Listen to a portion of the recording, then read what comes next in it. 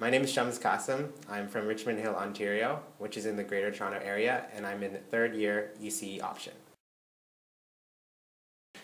So originally I wanted to go into health sciences for their at McMaster. However, I didn't get into that program, so my backup plan was ECE, and really I had no idea what I was coming into.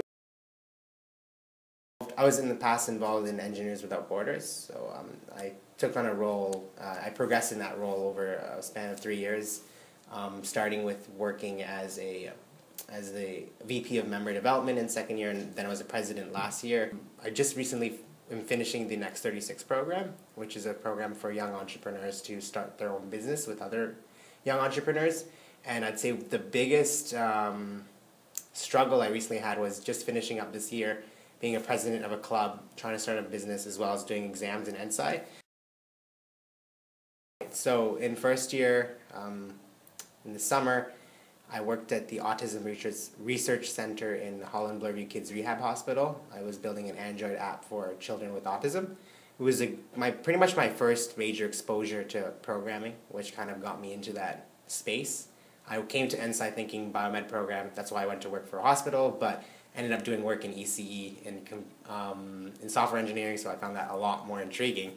And then in second year, kind of like a random experience, I worked for a liquid metal battery company, which was a startup out of MIT.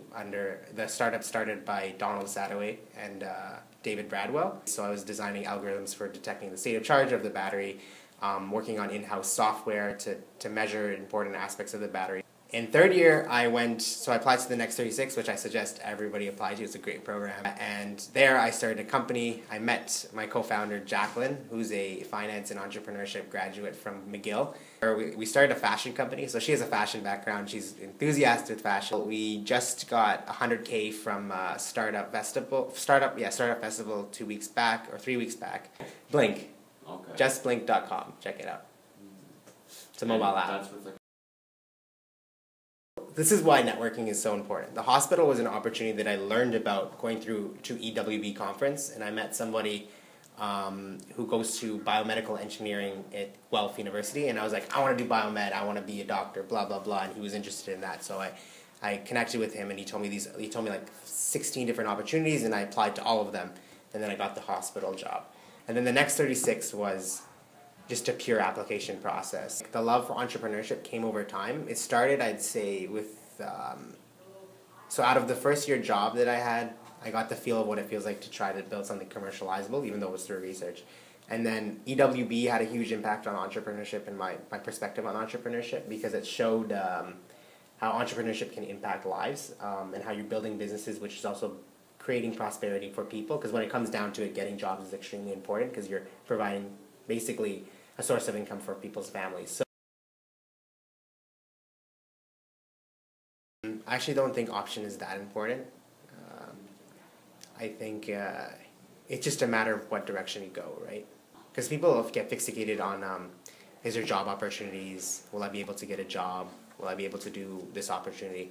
Really don't fixate yourself on that. Fixate on, because the most successful people, I just try to aim to the top. The most successful people have always been able to be successful in those fields, so just a matter of what you like to do.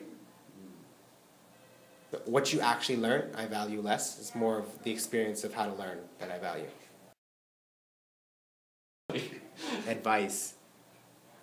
Just keep your head up. You only hear like what I've gotten to this point, like in terms of successful stuff, but there's obviously you've tried so many times. Like for example, getting a job application. And starting a company, I think last summer I tried to start my own company on the side that just failed miserably. It was just a lack of time commitment. And so like you keep trying, and then even if Blink fails, for example, which is obviously highly possible, I'm just going to try again, right?